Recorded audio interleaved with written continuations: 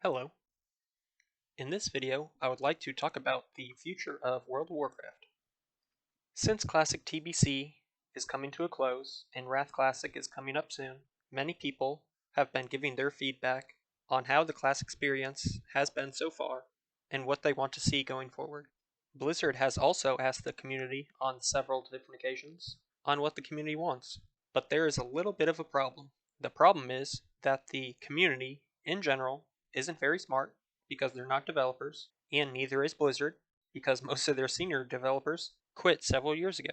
So my goal for this video is to spoon feed some ideas to the community through talking about specific changes that I would want to see to the game, and hopefully this message in turn gets to Blizzard. Additionally, the reason I'm making this video is because I see massive potential for WoW, as I believe the WoW population can easily get back to the 10 million active players, with, granted, a lot of changes, but these changes would be fairly easy to implement since most of them don't actually require the development of new content or systems. Because over the past several years, it has become extremely obvious to me that the current staff at Blizzard aren't really capable of making good new systems and or content. So with that limitation in mind, I will focus on the low-hanging fruit. Then, when the game is in a healthy state with a growing player base, hopefully Blizzard can become a company in which people will want to work for again, and thus they can hire new top talent and then get back to making new content and systems. But until then,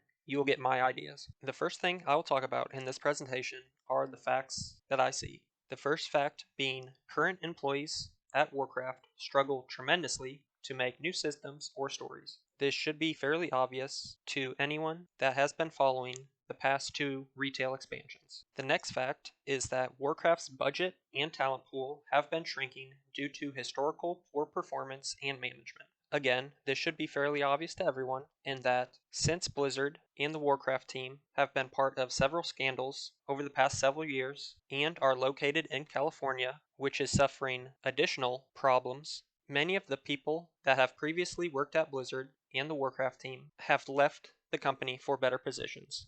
And generally speaking, typically, people that leave the company are higher performers than people that are just skating by, thus leaving the talent pool at Blizzard likely the mediocre performers. And in addition to this, I don't necessarily believe that Blizzard is necessarily recruiting the most qualified applicants for their positions. The next fact is that retail expansions have extremely high player drop-off, and I believe this is due to poor systems that are newly created for the expansions, the lack of interesting lore and stories, continual failure to balance the game due to many moving parts, an abundant amount of catch-up mechanics so that players don't really play the game, they just wait till systems are created in their favor to save time, and various other reasons. I personally would estimate that retail over the past two expansions has seen player drop-off of over 80% from pre-orders up until the final raid tier. The next fact is that Classic expansions have had moderate player drop-off. Now, in my opinion, Classic expansions have outperformed the retail expansions over the past several years, but they also have their issues.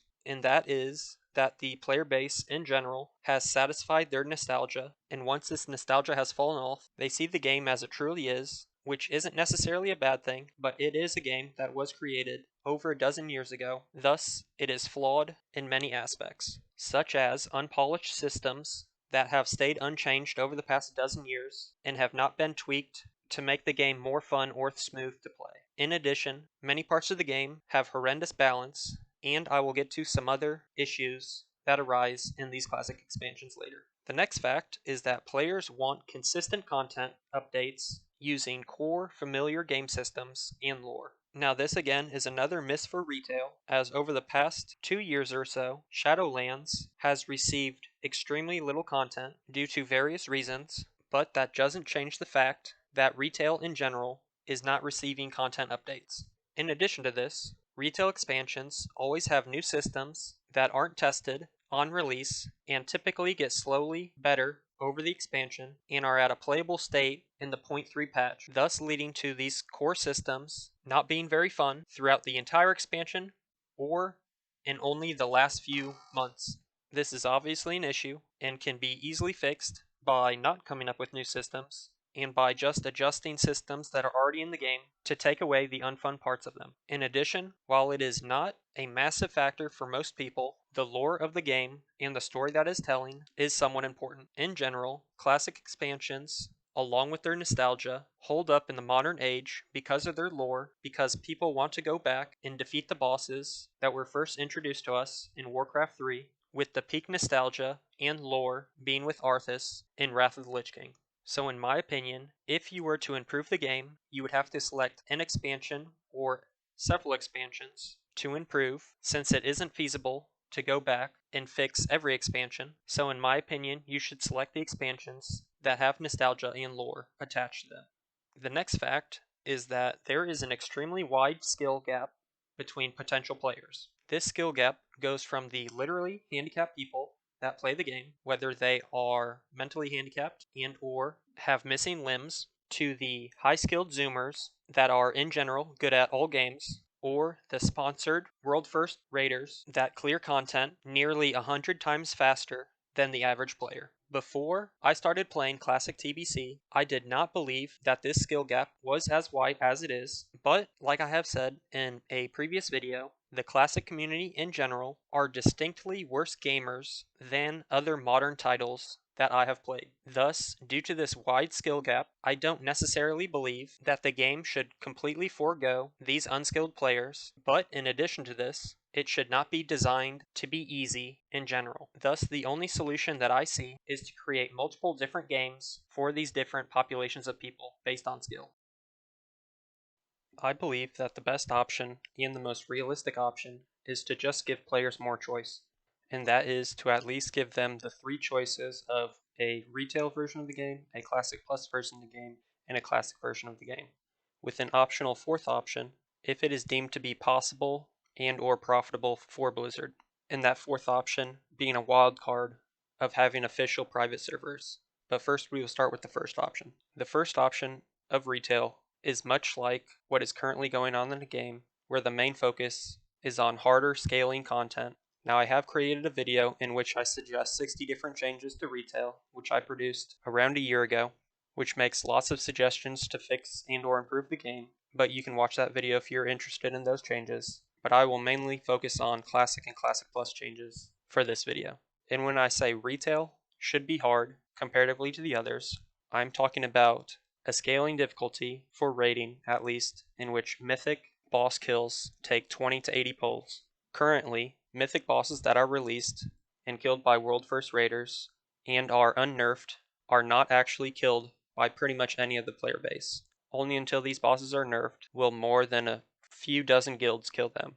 Thus, currently, I believe retail is overshooting the difficulty curve and is catering to the 1% of raiders, but in actuality, it's actually the 0.001%, as it's really only 2 guilds that are clearing these unnerfed. Additionally, I'm sure I'm not alone in this, but even though I might have the capabilities of full clearing a mythic raid with competent raiders at my skill level, I do not find it fun to wipe on a boss so many times to get into the hundreds of wipes, as many of these final bosses have gotten to in the past several years. While I do enjoy the learning curve of WoW bosses, it gets to a point in which most of the mechanics can be failed by a single person and wipe the raid. Thus, the encounters don't really turn into a learning curve. They become a random chance if everyone does everything perfectly, more so than learning a strategy to combat the mechanics. Now, I believe Blizzard is overshooting the difficulty curve, mainly based on the factor that they tune these bosses to require dozens of weak auras and or add-ons. Thus, while I understand a vast majority of the player base will initially be opposed to banning all add-ons because they're so used to their UIs and or they are in general resistant to change compared to the regular population, as realistically most of them have been addicted to a dying game for the past 15 years. I believe banning all add-ons is the best solution, and the workaround being that Blizzard would have a full library of dozens, if not hundreds, of add-ons that they deem acceptable to use in their updated interface. Thus, there would be an official DPS add-on, official nameplate add-ons, official raid UI add-ons, and pretty much everything under the sun, except for add-ons in which give you additional warnings and or instructions to kill bosses. Next, I will talk about Classic Plus. Classic Plus will be a version of the game in which I think will be most popular across all types, because this version of the game would be created with picking the best pieces out of every expansion they've produced over the past 15 years or so. Thus, if it is deemed that mages have the best rotation in MOP or something along those lines, this can be implemented in one of the 3 expansions of Vanilla, TBC, or Wrath, thus making the gameplay more fun. In addition to this, not only will spell rotations be able to be picked from different expansions, different systems can also be selected, as I will get into in lots of detail later. Additionally, Classic Plus is based off of the first 3 expansions, so all the lore from Warcraft 3 and all the original nostalgia will be there for years to come. In talking about difficulty for this version, I believe this version should be significantly harder than Classic, as raid bosses should not be one-shot in almost half the tiers. Thus, the difficulty should more be in line with a Sunwell version of the game, rather than a Molten Core version of the game. Thus, all bosses obviously shouldn't be tuned like retail, in which add-ons are really necessary to kill the bosses, but a fulfilling progression curve should be achieved on almost every boss. The reason I choose this difficulty over others is because when you ask people what their favorite bosses were, I have never heard that the first boss in Karazhan is their favorite boss, and or Hydral bosses are their favorite boss. It's always end bosses, in which have multiple phases, thus increasing complexity with different abilities. Thus, the average wipe count is much higher, typically in the 20 plus wipes or so. Thus, I believe it is universally liked to not be able to one-shot bosses, as people typically enjoy a little or a decent amount of progression on each boss, because it is way more fulfilling and memorable after you kill these bosses. In addition to this, while I do put a question mark on the use of add-ons in retail, I definitively believe that banning add-ons for Classic Plus is a necessity, because while these bosses will be slightly more difficult than Classic, many of their abilities will be fairly basic to cater to the skill level of this community, so add-ons would completely destroy this level of difficulty. The next option is the Classic option. The reason why I think Classic should still be in the game, even though a fairly small player base would actually play this version of the game, is because I believe if there was a continual, fresh Classic servers, people could more or less compare this version of the game to more modern versions of the game and see many of the flaws that come with playing the Classic version of the game. Originally, when Classic released, I believe lots of people were looking at Classic through nostalgia goggles and falsely thinking that the systems and balance of the game, though flawed, could hold up in the modern era. But in reality, a vast majority of the Classic players are now on the hashtag some changes bandwagon, as like I have been saying, either the game is too easy or other systems in the game feel dated and could be changed in some ways to improve it. The reason I believe that a Classic version of the game should always be an option is because I believe there will always be a fairly healthy population of individuals that play the game that aren't necessarily playing it for the reasons it was created. There will always be a population of the game that are playing the game pretty much solely because they want an easy, slow, and somewhat social internet experience. Thus, they want a game to be pretty much as easy as possible because they do not get fulfillment from killing hard bosses. They just want to log on, talk to friends, kill bosses easily, get the loot, and then walk around the world. On the subject of add-ons, I would also ban add-ons in this version of the game, as any difficulty that comes from the bosses is also easily negated by simple add-ons. And while Classic Plus and Classic are 2 different versions of the game, I believe they should be fairly consistent with each other, as I believe there will be a decent amount of players that will either play both and or switch between the different versions of the game depending on the patch cycle. Thus, to stay consistent, I believe both of them should ban add-ons and have an official Blizzard add-on list to choose from. The last and final option is the option for official private servers. The reason I put in this option is because WoW has such a wide variety of players that all want different things. I believe complete customization of servers should be given as an option. Thus, for example, If a community of streamers wanted to have a private server in which they can invite 10,000 people to play their game balanced around things that they wanted, it should be an option. So let's give an example in which Asmongold gets 50,000 people together to create a server. Let's say the server cost is the regular WoW sub fee of $15 a month, but also an upfront cost to set up the server of $250,000. That means the upfront cost would be only $5 for each of the 50,000 people that are guaranteed to sign up for the server. Likely this cost will be more, but I'll just give this as an example. And let's say on this server, Asmongold and his community wants the game to be balanced extremely hard, but have double loot drops, faster flying mounts. They want warriors to be OP compared to all other classes, and Asmongold wants to design his own legendary to drop in Naxxramas. Blizzard would then take 6 months or so, or however long it takes, to set up the server, and then people would pay a guaranteed 6-month subscription at $15 per month to play on this server. Now, I don't know if this is economically feasible for Blizzard or what the price amount would be, but I believe this should be possible, as a game that I play that does a somewhat similar version to this is Path of Exile, in which you can create your own league by pretty much doing this same process. It just has less customization. Thus, I'm not sure how much customization would be available for these servers. In addition to all these changes to these private servers, if you wanted to get crazy with it, you could implement GM powers to a select few number of people, and they could do whatever they want.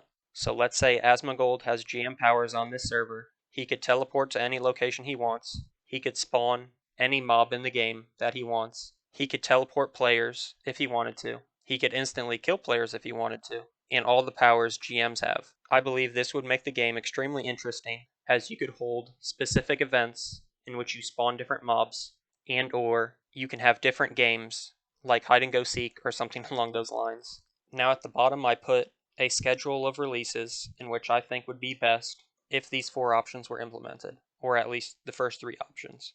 And that would be, I believe, Vanilla, TBC, and Wrath, both Plus and Normal, should be released at the same time, because like I said previously, I believe there might be a healthy population of individuals in which play both and or swap between different patch cycles. In addition to this, I believe you could make it so that transfers are available between these different types of games. But if you transferred, gear would be somewhat normalized in switching to eliminate the issue that people would just farm gear on the classic version of the game because it's easier and then transfer to Classic Plus. Additionally, the reason I release the game in January of each year is because I believe the most popular time to release a game is either December or January, and since I believe a majority of the WoW player base would be in these 2 versions of the game, it should be at the most popular time of the year. Additionally, the releases of retail would be in the middle of the year to not compete with these classic versions of the game, and would just have the normal 2-year cycle, thus releasing every other June.